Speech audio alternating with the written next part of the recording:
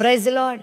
మత్తయి సువార్త 28వ అధ్యాయం 20వ వచనం. ఇదిగో నేను యుగ సమాప్తి వరకు సదాకాలము మీతో కూడా ఉన్నానని వారితో చెప్పాను. యేసుక్రీస్తు ప్రభువారు మానవాళ్ళందరి కొరకు తన ప్రాణాన్ని అర్పించారు, బలియాగం చేశారు, ఆయన మరణించారు.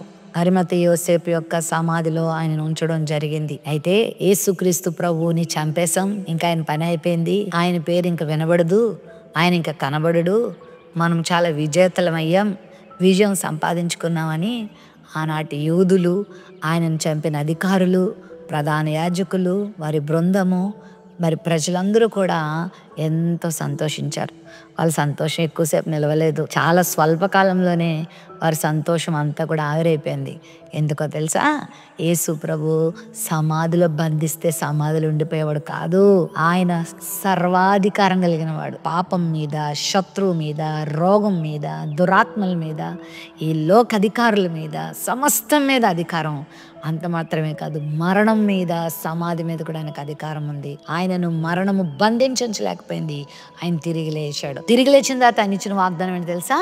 యుగ సమాప్తి వరకు నేను మీకు తోడుగా ఉన్నాను. నేను మీ నుండి దూరం అయ్యే ప్రసక్తి లేదు, నేను మిమ్మల్ని విడిచిపెట్టే ప్రసక్తి లేదు, నేను మిమ్మల్ని ఎప్పుడు కాచుకుంటాను, నేను మీతో ఎప్పటికీ తోడుగా ఉంటాను. నా నుండి మిమ్మల్ని ఎవరు వేరు చేయలేరు, నా చేతుల నుండి ఎవరు మిమ్మల్ని అపహరింపనేరరు. నేను మీకు తోడుగున్నాను. మరణంలో మీకు తోడుంటాను, జీవంలో తోడుగుంటాను, కష్టంలో తోడుగుంటాను, సుఖంలో తోడుగుంటాను. నేను మిమ్మల్ని చేయవిడవను. ప్రతి విషయంలో మీ పక్షంగా నేనుండి నేను మిమ్మల్ని నడిపిస్తాను, నేను మిమ్మల్ని నింపుతాను, నేను మిమ్మల్ని వాడుకుంటాను, నేను మిమ్మల్ని నిలబెడతాను, మీ శత్రువుల ముందు మీకు విజయం ఇస్తానని ప్రభు వాగ్దానం చేస్తున్నాడు. కాబట్టి దేనికి కృంగిపోకండి. ప్రభు చంపబడ్డాడు, అన్యాయం చేయబడ్డాడు, గుద్దబడ్డాడు, సిలువేయబడ్డాడు, అయ్యో అయ్యో అని బాధపడుతున్నావా? ఆయన చంపబడినను తిరిగి లేచాడు. ఆయన సజీవుడు, ఆయన మృతుడు కాదు. ఇదిగో ఇప్పుడు నీతోనే ఉన్నాడు, నీకు సహాయం చేస్తాడు. గాఢాంధకారపు లోయలను సంచరించని నీతో ఉంటాడు. అన్ని విషయాలు నీకు సహాయం చేస్తాడు.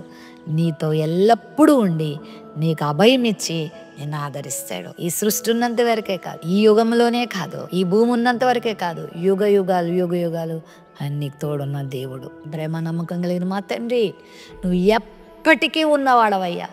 నిన్ను లయపరచడం ఎవరి తరం కాదయ్యా, నిన్ను మర్చిపోయేలా చేయటం ఎవరి తరం కాదయ్యా.